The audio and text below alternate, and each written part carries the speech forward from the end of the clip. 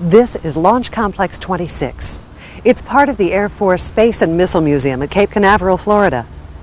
From Complex 56, just next door, the first Americans were launched into space inside McDonnell-built Mercury space capsules.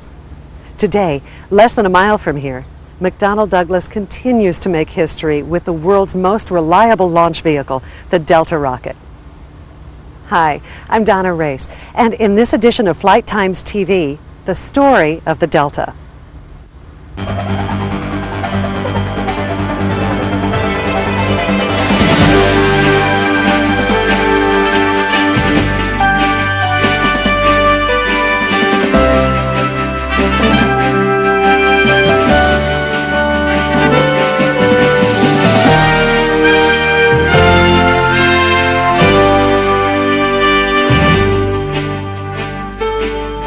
The Delta program has been going on for some 36, 37 years, something like that. It started in the late 50s. The first Delta launch was in 1960. Okay, the first Delta launch itself. The program began, the forerunner to the Delta program was the Thor. The Thor was developed for the Air Force, and it launched in the Gina satellite, and that was the original spy in the sky satellites.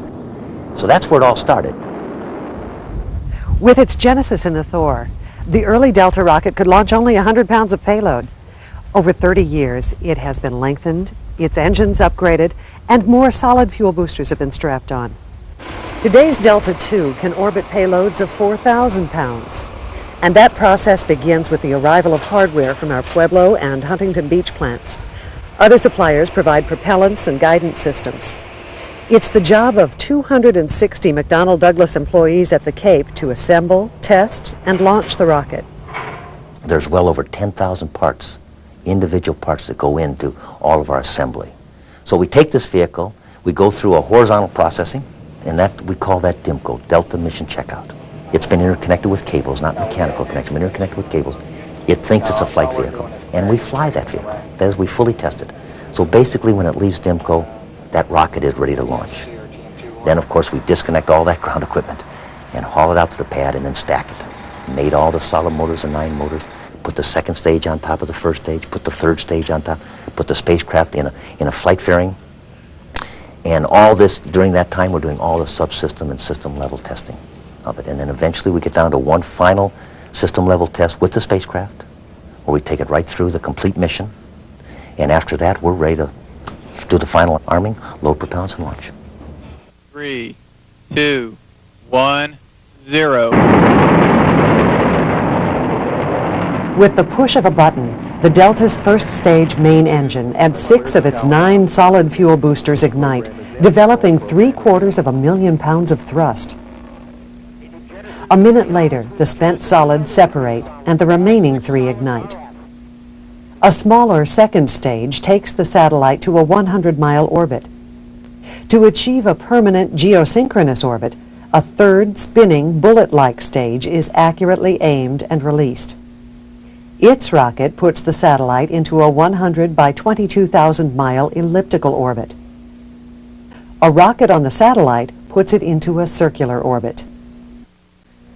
Lyle Holloway says that the key to Delta's reliability is close attention to detail, documenting and communicating anything out of the norm. It's an attitude that we're only as good as our next launch. It's the mindset of that we're the end of the line. That is, any defect, any oversight that gets through us, we may not know it until it's on the horizon, and it's too late to bring it back. Every launch is the first flight of that hardware. And when you think of, well, did you have a rollout and an idle up? Yeah, our rollout and our idle up is the last 2.5 seconds that we call the ignition sequence. So if you think of it that way, you realize the complexity of this whole thing and how redundant and reliable the system has to be in order to have a record that we have. The launch vehicle business is booming.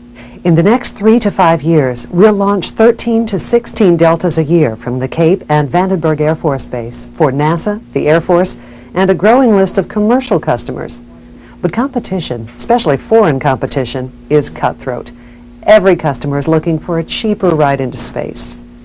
To meet competition, we've reduced cycle time to hold down the cost of a Delta II launch. And, according to Gail Schluter, Vice President and General Manager of Space Transportation, we're going a major step further. The second thing we're doing is we're adding a new vehicle to our family, which we refer to as the Delta III vehicle. And it does two things. First of all, it has many common elements with Delta II, which means that we can bring it to market with a fairly small or a modest non-recurring cost and take advantage of a number of common components with Delta II.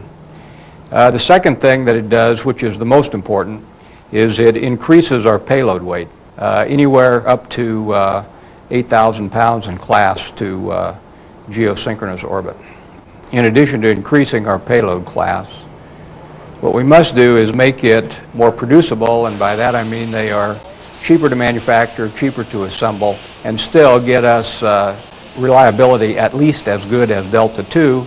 And if we're successful in reducing our part count significantly, then we should see reliability that's even better than what we've experienced on Delta II. Delta III, with a new cryogenic second stage, is scheduled for launch in 1998.